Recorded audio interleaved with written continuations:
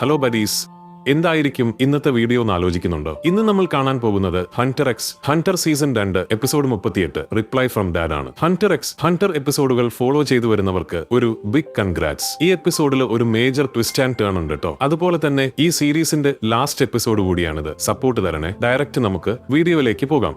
ഗോണിന് anti മിറ്റോ ഒരു metal box കൊടുക്കുന്നതും നിന്റെ അച്ഛൻ പറഞ്ഞിട്ടുണ്ട് നീ ഹണ്ടർ ആവുമ്പോൾ ഇത് തുറന്നു നോക്കാൻ എന്നും പറയുന്നതുമാണ് ആദ്യ സീൻ. ഗോണിന് അവസാനം അച്ഛന്റെ ശബ്ദം കേൾക്കാൻ പറ്റി. ആ ബോക്സിനുള്ളിൽ വേറെയും 2 സാധനങ്ങളുണ്ട്. അച്ഛന്റെ ശബ്ദം കേട്ട് ഗോൺ സ്തബ്ധനായി നിൽക്കുകയാണ്. ഗോൺ, നീ ഒടുവിൽ ഒരു ഹണ്ടറായി. എന്നെ കാണണമെന്നുണ്ടല്ലേടാ. ടേപ്പ് റെക്കോർഡറിൽ അച്ഛന്റെ ശബ്ദം. ഞാൻ സത്യം പറയാം, നീ എന്നെ വെറുക്കുന്നുണ്ടാവും എന്ന് ഞാൻ വിചാരിക്കുന്നു. എന്നാലും എന്നെ കാണണമെന്നുണ്ടോ? ഗോണിന് തീരുമാനമെടുക്കാൻ സമയം കൊടുക്കുന്നുണ്ട് അച്ഛൻ. ആന്റി മിറ്റോ ഗോണിന്റെ വസ്ത്രങ്ങളൊക്കെ ഉണക്കിക്കൊണ്ടിരിക്കുകയാണ്. 1 മിനിറ്റ് കഴിഞ്ഞു. നീ എന്നെ കാണാൻ ആഗ്രഹിക്കുന്നുണ്ട് എന്നെനിക്കറിയാം, പക്ഷേ എനിക്ക് നിന്നെ കാണണ്ട. അച്ഛന്റെ ഈ വാക്കുകൾ കേട്ടതും ഗോണിന് ദേഷ്യം വരുന്നുണ്ട്. ഗോൺ, ഞാൻ നിന്നിൽ നിന്ന് വളരെ അകലെയാണ്. ഞാൻ ഒരിക്കലും നല്ലൊരു അച്ഛനായിട്ടില്ല. ഒരു അച്ഛൻ ചെയ്യേണ്ട ഒരു കാര്യവും ഞാൻ ചെയ്തിട്ടില്ല. എല്ലാ ഹണ്ടേഴ്സും വളരെ ക്രൂരന്മാരും സ്വാർത്ഥരുമാണ്. അപരിചിതമായ മാപ്പില്ലാത്ത ഒരു ദ്വീപിൽ ഗോണിന്റെ അച്ഛനെ കാണിക്കുന്നുണ്ട്. പോടാ, അയാൾ ആക്രോശിക്കുന്നു. താരെ ഒരു ഡ്രാഗൺ, മറ്റൊരു ഡ്രാഗൺ അതിനെ പിടിച്ചുകൊണ്ട് പറന്നു പോവുകയാണ്.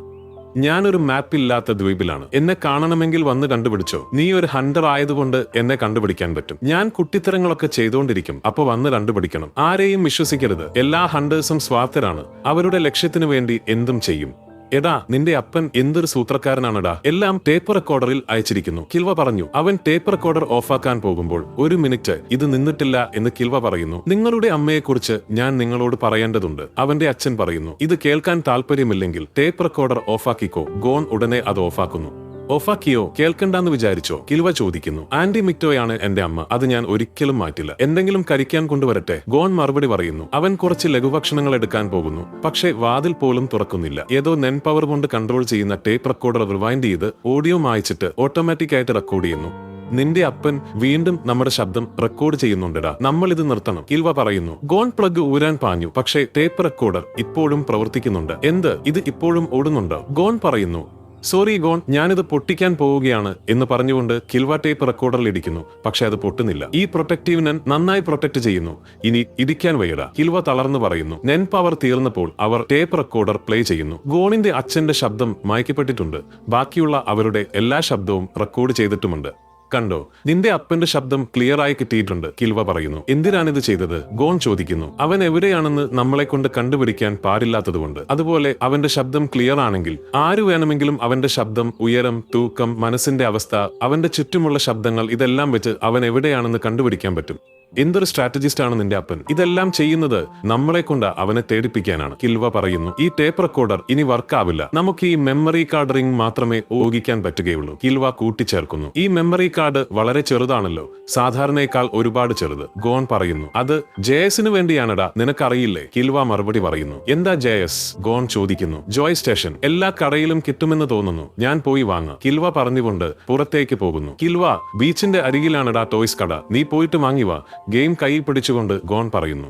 മിറ്റോ ഞെട്ടിയിരിക്കുകയാണ്. ഗോൺ ആ ബോക്സ് തുറന്നിരിക്കുന്നു. കിൽവ ജോയ് സ്റ്റേഷനുമായി തിരിച്ചു വരുന്നു. ആഹാ, ഇതിനാണോ ജോയ് സ്റ്റേഷൻ എന്ന് പറയുന്നത്? ഗോൺ അത്ഭുതത്തോടെ ചോദിക്കുന്നു. ഇതൊന്നും നിനക്കറിയില്ലേ? ഞാൻ ചെറുപ്പത്തിൽ എത്ര ഗെയിംസ് കളിച്ചിട്ടുണ്ട്. പഴയ ഓർമ്മകളൊക്കെ തിരിച്ചു വരുന്നു, കിൽവ പറയുന്നു. ജോയ് സ്റ്റേഷൻ സെറ്റ് ചെയ്തുകൊണ്ട്. ഇതാ, ഇവിടെയാണ് മെമ്മറി കാർഡ് വെക്കേണ്ടത്. ഇത് ഗെയിം മെമ്മറി അല്ലാട്ടോ, വെറും ഗെയിം ഡാറ്റയാ. കളിക്കാൻ പറ്റില്ല. സേവ് ചെയ്തത് എന്തൊക്കെയാണെന്ന് മാത്രമേ കാണാൻ പറ്റൂ. ദേ, ഒരു ഗെയിമിന്റെ ഒരുപാട് സേവ് ഫയൽസ് ഉണ്ട്. എല്ലാം ഗ്രീഡ് ഐലൻഡ് എന്ന ഗെയിമിന്റേതാ. അങ്ങനെയാണോ? പിന്നെ എങ്ങനെയാ ആ ഗെയിം കണ്ടുപിടിക്കുക? ഗോൺ ചോദിക്കുന്നു. 1 മിനിറ്റ്, ഞാനൊന്ന് നന്നായിട്ട് സെർച്ച് ചെയ്യട്ടെ, കിൽവ പറയുന്നു. ലാപ്ടോപ്പ് തുറന്ന് ഇന്റർനെറ്റിൽ സെർച്ച് ചെയ്യുന്നു. പക്ഷേ സെർച്ച് ഹിസ്റ്ററി 0. അങ്ങനെ ഒരു ഗെയിം ഇല്ലേ?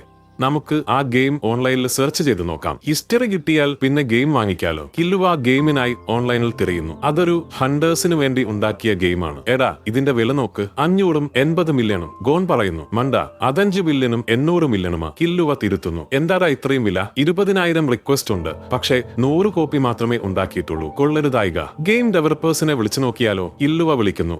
ഡെവലപ്പേഴ്സ് പറയുന്നു.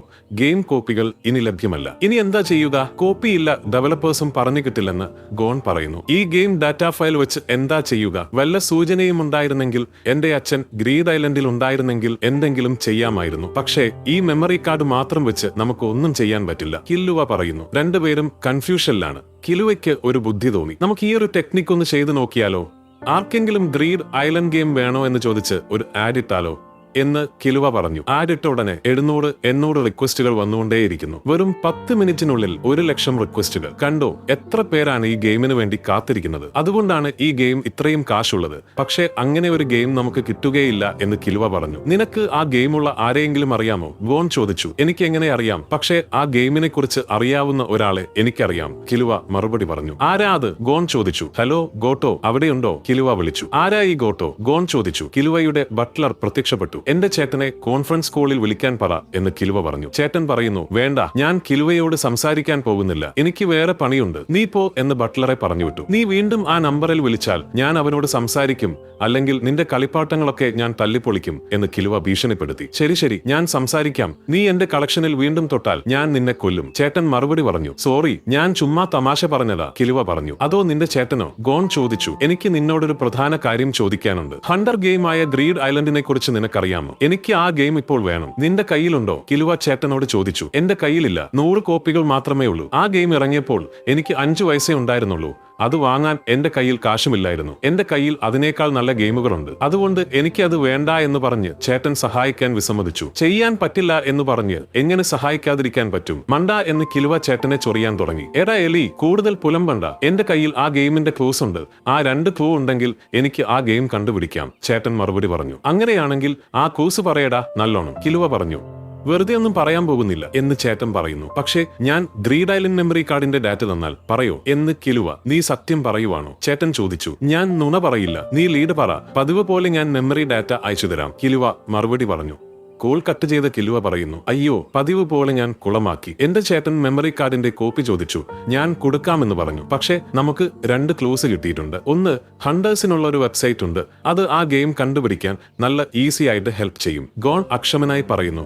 ശരി, ഞാൻ എന്റെ ഹണ്ടർ ലൈസൻസ് ഇട്ട് നോക്കട്ടെ, കിലുവ പറയുന്നു. എടാ മണ്ട, നീ എന്തിനാണ് ലൈസൻസ് വീട്ടിലെ കമ്പ്യൂട്ടറിൽ ഇടുന്നത്? വേറെ കള്ളന്മാര് അത് ട്രാക്ക് ചെയ്ത് നിന്റെ ലൈസൻസ് അടിച്ചു മാറ്റും. ഇതൊക്കെ ചെയ്യേണ്ടത് പബ്ലിക് പ്ലേസിലാണ്, ഇവിടെ ചെയ്താൽ നീ കുടുങ്ങും. ഗോൺ ആലോചിക്കുന്നു. എന്റെ ചേട്ടൻ ഹോട്ടലിന്റെ അഡ്രസ് അയച്ചിട്ടില്ല. രണ്ടാമത്തെ ക്ലൂ എന്താണെന്ന് വെച്ചാൽ സെപ്റ്റംബറിൽ യോർക്ക് ന്യൂ സിറ്റിയിലാണ് ആക്ഷൻ നടക്കുന്നത്. ആരോ ആ ഗെയിം അവിടെ റിലീസ് ചെയ്യാൻ പോകുന്നു. ഞാനും അച്ഛനെ കാണാൻ വേണ്ടി യോർക്ക് ന്യൂ യൂണിവേഴ്സിറ്റിയിലേക്ക് പോകുന്നുണ്ട്. അപ്പോൾ അച്ഛനും അവിടെ തന്നെ ഉണ്ടാവുമോ? ഗെയിമിന്റെ കോപ്പിയുമായി കാത്തിരിക്കുമായിരിക്കുമോ? ഗോൺ പറയുന്നു. ശരി, ഞാൻ യോർക്ക് ന്യൂ സിറ്റിയിലേക്ക് അച്ഛനെ കാണാൻ പോവുകയാണ്. അതേസമയം മിറ്റോയും മുത്തശ്ശിയും ഒരു വമ്പൻ സദ്യ ഒരുക്കുകയാണ്. ഗോൺ പോകുന്നതുകൊണ്ടാണ് ഇത്രയും വിഭവങ്ങൾ. കിലുവയുടെ ചേട്ടനാണെങ്കിൽ വെബ്സൈറ്റ് മുഴുവൻ അരിച്ചുപെറുക്കി നടക്കുകയാണ്. അങ്ങനെ ഇരിക്കെയാണ് വെറ്റർ ദ ടൈക്കൂൺ എന്ന് പറഞ്ഞ ആളെ കണ്ടുപിടിക്കുന്നത്. 70 ബില്യണിന് ഹണ്ടർ ഗെയിമും 50 മില്യണിന് സേവ്ഡ് ഗെയിം ഡാറ്റ മെമ്മറിയും ഈ ആളുടെ കയ്യിലുണ്ട്. ഈ ലെജൻഡറി ടാസ്ക് ഞാൻ കംപ്ലീറ്റ് ചെയ്യും എന്ന് കിലുവയുടെ ചേട്ടൻ വിചാരിക്കുന്നുണ്ട്. ഗോണും സദ്യക്ക് റെഡിയായി വന്നിട്ടുണ്ട്. ആന്റി, എന്തിനാ ഇത്രയും കൂടുതൽ പാചകം ചെയ്തത്? ഗോൺ ചോദിക്കുന്നു. നീ വീണ്ടും പോകുവാണല്ലോ മോനെ, എപ്പോഴാണ് വീണ്ടും ഇങ്ങോട്ട് വന്ന് ഭക്ഷണം കഴിക്കുക എന്നറിയില്ല, അതുകൊണ്ടാണിന്ന് നിനക്ക് വേണ്ടി ഇത്രയും കൂടുതൽ പാചകം ചെയ്തത്, ആന്റി മിറ്റ പറയുന്നു. രണ്ടുപേരും ഹാപ്പിയാണ്. ശരി, നമുക്ക് ഭക്ഷണം തുടങ്ങാം എന്ന് പറഞ്ഞുകൊണ്ട് രണ്ടുപേരും ആ വമ്പൻ സദ്യ കഴിക്കാൻ തുടങ്ങുകയാണ്. പിറ്റേന്ന് രാവിലെ അവർ ഒരു കപ്പലിൽ കയറി യാത്രയായി. കപ്പലിൽ നിന്നും ഗോൺ പറയുന്നുണ്ട്.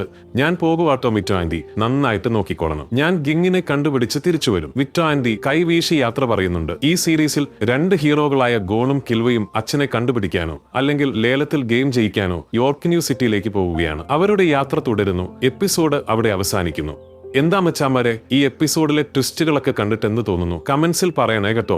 വീഡിയോ ലൈക്ക് ചെയ്യാനും ഷെയർ ചെയ്യാനും മറക്കണ്ട. ഹണ്ടർ സീസൺ 3 കാണണമെന്നുണ്ടെങ്കിൽ താഴെ കമന്റ് ചെയ്യണം. ആ സീസണിന് കമന്റുകൾ കിട്ടിയാൽ ഞാൻ തീർച്ചയായും ചെയ്യും. അപ്പൊ നിങ്ങളുടെ അഭിപ്രായം എന്താണെന്ന് അറിയിക്കണേ. അടുത്ത വീഡിയോയിൽ കാണാം. അതുവരെ good bye from anime Mallu.